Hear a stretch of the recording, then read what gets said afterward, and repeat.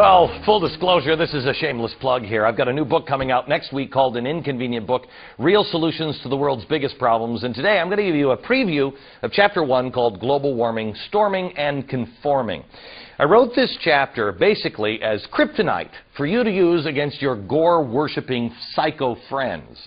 The next time they tell you how global warming causes all sorts of massive natural disasters, you say, really? That's interesting because I heard somewhere, I'm trying to remember, that deaths per year from extreme weather are down 95% since the 1920s. Sure, you'll be unhip and friendless, but at least you'll be accurate. Anyway, as I put the chapter together, the thing that struck me, the thing that was more amazing to me than the facts that I was finding, was the fact that no one wanted to talk about those facts. If a scientist says that temperatures are up 0.01 degree, lead story around the country in every newspaper. But when somebody with decades of experience comes out and says global warming is a manufactured crisis, no one cares, and you can hear a pin drop. How do I know? Because that is exactly what happened last week when the founder of the Weather Channel wrote an article that began, and I quote, "It is the greatest scam in history. I'm amazed, appalled, and highly offended by it. Global warming. It is a scam." But since that opinion doesn't fit nicely into the mouth of the media beast, hello NBC, you probably didn't hear a word about it. Well, now you will. John Coleman is the founder of the Weather Channel. He was also the first weatherman ever on Good Morning America, and he is currently weatherman at KUSI News in San Diego. John, your head about exploded with the NBC thing this week. Is that was the breaking point for you? Well, I had been listening to all the global warming talk for a long time and posting material about global warming on our website.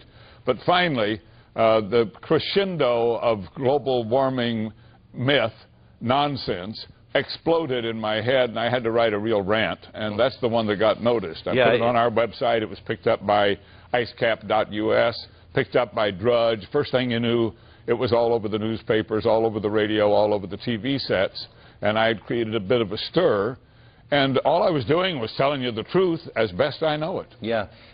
Why is it that the scientists are all in on this? I mean, so many people are in on the global warming is real and we've got to stop it right now. Glenn, you got to make a living, first of all. So you spent 10 years becoming a PhD in meteorology. You got a research job, and you decide you're going to research the effect of human activity on global climate.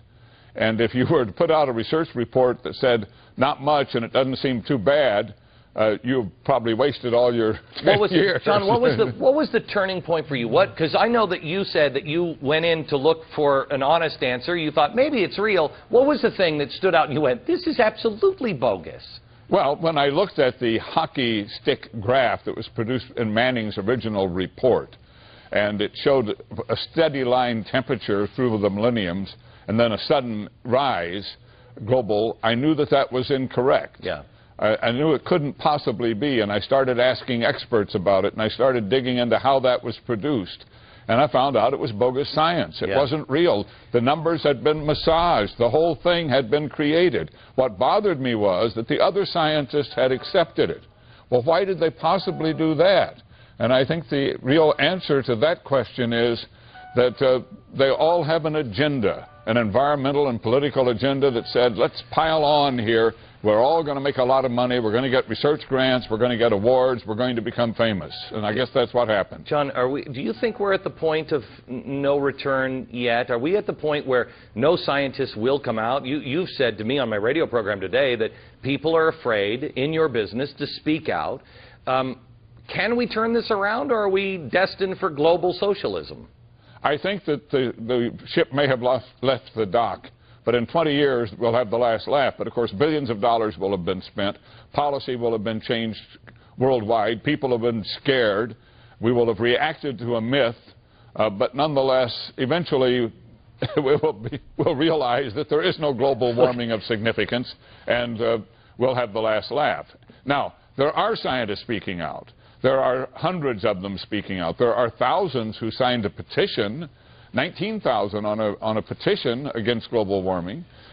There are many scientists speaking out, but the mainstream press is totally ignoring them. Yeah. The mainstream press has totally climbed aboard and is marching along. And, of course, the former vice president got himself an Emmy and an Oscar and I believe a Nobel Peace Prize. I mean, come on. A Grammy as well. John, thank you very much.